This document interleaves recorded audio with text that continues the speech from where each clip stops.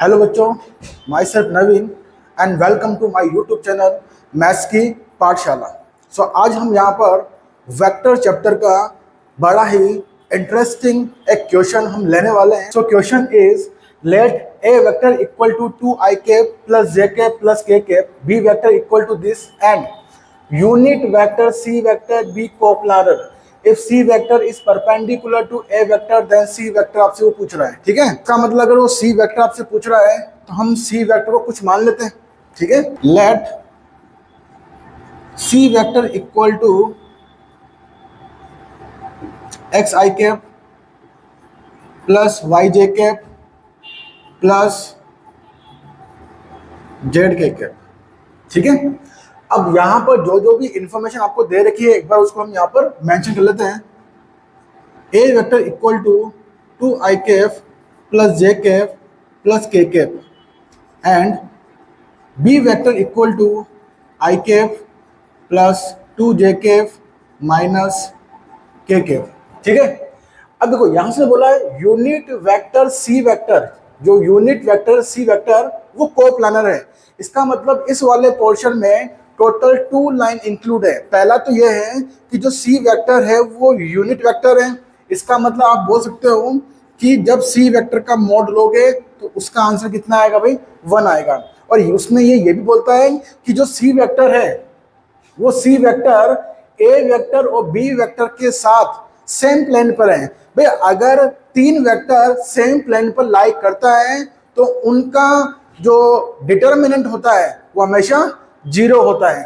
ठीक है, तो यहां से हम बोल सकते हैं if C vector A vector and B vector are coplanar then determinant क्या होगा उनका, 0 होगा। तो डिटरमिनेंट के अंदर आपको ए वेक्टर में जो आई कैप के जो कोफिशिएंट है वो लिखने आता है ना। तो ये कितना आ गया अपने पास 2, पहले ए वेक्टर की बात कर रहा हूँ, 2 1 और यहाँ पर 1। यहाँ कितना आएगा बी वेक्टर के लिए 1 2 एंड माइनस 1 और सी वेक्टर के लिए कितना आएगा एक्स वाई एंड जेड। ठीक है, तो यहाँ पर पहले हम इसको सोल्व कर लेते हैं। 2 लिया तो 2 के लिए कॉलम और रो रिमूव करो तो आपको ये वाला जो डिटरमिनेंट है वो दिखेगा। इसको सोल्व कर लो आप, तो ये बनेगा आपके पास 2z प्लस वाई माइनस 1। इसके लिए ये रो और ये कॉलम रिमूव कर दो तो z प्लस x। ठीक है, प्लस 1 तो इसके लिए ये रो ये कॉलम रिमूव करोगे तो ये बनेगा अपने पास y minus 2x equal to 0। अब यहाँ पर अगर हम इसको सोल्व करेंगे तो देखो ये कितना बन जाएगा हमारे पास 4z plus 2y minus z minus x plus y minus 2x equal to 0। तो minus 2x minus x, so we can write minus 3x, 2y plus y, so we can write 3y and last 4z minus z plus 3z equal to, so we can take out 3 common, minus x plus y plus z equal to 0, so minus x plus y plus z equal to 0। तो ये हमारे पास equation number 1 आ गया है। ठीक है, अच्छा यहाँ पर बोलता है कि जो सी वेक्टर है वो क्या है, जो सी वेक्टर है वो यूनिट वेक्टर है। इसका मतलब ये हुआ मॉड सी इक्वल टू कितना आएगा 1 आएगा। और सी वेक्टर कितना अपने पास, सी वेक्टर था एक्स आई के प्लस वाई जे के प्लस जेड के। देखो हमें यहाँ पे क्या करना है, सी वेक्टर की वैल्यू फाइंड करनी है। सी वेक्टर की वैल्यू फाइंड करने के लिए ये जो एक्स वाई जेड जो अननोन दिख रहे हैं इनकी वैल्यू हम फाइंड करने की कोशिश कर रहे हैं। अच्छा यहाँ पर अपने पास नंबर ऑफ अननोन कितने हैं 3। तो अगर आपको इंडिविजुअल आपको एक्स वाई जेड की अगर वैल्यू फाइंड करनी है तो कम से कम आपके पास 3 इक्वेशन की आपको नीड है। 3 इक्वेशन आएगी तो उनको आपस में सोल्व करेंगे, वहां से हम एक्स वाई जेड निकाल लेंगे, then we put all value X Y Z in this portion. ठीक है, तो सी वेक्टर का मतलब हो गया root of X square plus Y square plus Z square equal to 1। Squaring करेंगे तो X square plus Y square plus Z square equal to 1। Equation number 2 आ गया। ठीक है, इक्वेशन नंबर 2 आ गया। अच्छा, नेक्स्ट मूव करते हैं। C vector is perpendicular to A. जो सी वेक्टर है वो ए वेक्टर के परपेंडिकुलर है, and we know that if two vector perpendicular to each other, then dot product will be 0. So we can write c dot a equal to 0. तो यहां पर c vector कौन है? c vector है यहां पर x I cap plus y j cap plus z k cap. a vector 2 I cap plus j cap plus K cap. ठीक है, इनका डॉट प्रोडक्ट करना है, तो इसका मल्टीप्लाई इससे होगा, इसका मल्टीप्लाई इससे होगा और इसका मल्टीप्लाई इससे होगा। ठीक है ना, तो ये इससे मल्टीप्लाई होगा तो 2x, ये इससे मल्टीप्लाई होगा तो y, ये इससे मल्टीप्लाई होगा तो z equal to equation number 3। अब आपको यहाँ पर इक्वेशन नंबर 1 2 3 आपके सामने है। अब यहाँ पर आपको इन इक्वेशन के साथ खेलना है और आपको यहाँ से x की, y की और z की वैल्यू फाइंड करनी है।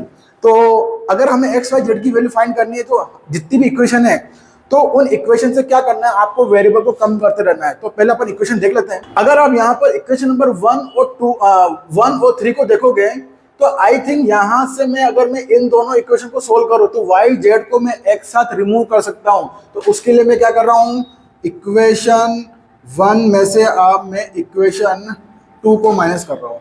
जैसे ही इक्वेशन 1 में से 2 को माइनस कर रहा हूँ, देखो माइनस x माइनस 2x कितना आ गया भाई, माइनस का 3x plus y minus y cancel हो गया, plus z minus z cancel हो गया। So we can write minus 3x equal to 0। So x equal to 0। यहां से हमें x की वैल्यू कितनी मिल गई, 0 मिल गया। अब हमें यहां से क्या करना है भाई, y की वैल्यू फाइंड करनी है, z की वैल्यू फाइंड करनी है। तो अब ऐसा करते हैं अपन, इस x की वैल्यू को आप यहां पुट करो, किसी भी इक्वेशन पुट कर लो, आप इक्वेशन नंबर 1 या 3 कहीं भी पुट कर लो। ठीक है, तो अपन बोल सकते हैं put x equal to 0 in equation 1। अगर x इक्वल टू 0 यहां पुट करेंगे ये तो ये 0 हो जाएगा, तो यहां से मिलेगा y plus z equal to 0, मतलब y equal to minus z. तो ये हो गया आपके पास इक्वेशन नंबर 4। ठीक है, आई होप यहां तक क्लियर हो गया होगा आपको। अब हमें क्या करना है, अब x की वैल्यू जो 0 थी वो यहां पुट कर देंगे। यहां 2 वेरिएबल है और यहां पर y की value in terms of z है। तो यहां पर इस वाली इक्वेशन में या तो मैं y की वैल्यू पुट कर दूंगा या फिर z की वैल्यू पुट कर दूंगा। अगर y की वैल्यू पुट करूंगा तो ये पूरा इन टर्म्स ऑफ z दिखेगा आपको। ठीक है, तो वहां से z की वैल्यू आ जाएगी और z की वैल्यू जैसे आएगी तो आपके पास y की वैल्यू भी आ जाएगी। ठीक है, तो यहां पर हम ऐसा करते हैं, वैल्यू पुट करते हैं, put x equal to 0 and y equal to minus z in equation number 2। मैं 2 में पुट कर रहा हूं, यहां 0 पुट कर 0 हो जाएगा। ठीक है, y की जगह कितना वैल्यू आएगा, माइनस जेड, तो माइनस जेड का स्क्वायर कितना होगा, जेड स्क्वायर ही आएगा। Then z square equal to 1, 2z square equal to 1, तो z square 1/2, then z equal to plus minus 1 upon root 2। ठीक है, when z equal to plus 1 upon root 2, then y equal to, अगर z यहां पर 1 upon root 2 होगा तो y कितना हो जाएगा भाई, minus 1 upon root 2। When z equal to minus 1 upon root 2, क्योंकि यहां पर हमें z की 2 वैल्यू मिल रही थी तो पहले हमने प्लस साइन कंसिडर किया, अब नेगेटिव साइन कंसिडर कर रहे हैं। तो z अगर माइनस 1 अपॉन रूट 2 होगा तो इस z को यहां पुट करोगे तो y मिलेगा आपको प्लस का 1 अपॉन रूट 2। सो यहां से अब आपके पास x भी आ चुका है, y भी आ चुका है और z भी आ चुका है ना। तो ये सारी वैल्यू आपको जो c वेक्टर दे रखा था उस c वेक्टर में पुट कर देना है। सो c वेक्टर इक्वल टू क्या था भाई, x i cap plus y j cap plus Z K cap, तो C vector equal to x की प्लस में जीरो, तो ये तो जीरो हो जाएगा, ठीक है ना। अब देखो वाई की वैल्यू हमें दो मिल रही है प्लस माइनस, तो इसको मैं लिख दें प्लस माइनस 1/√2 जे कैप।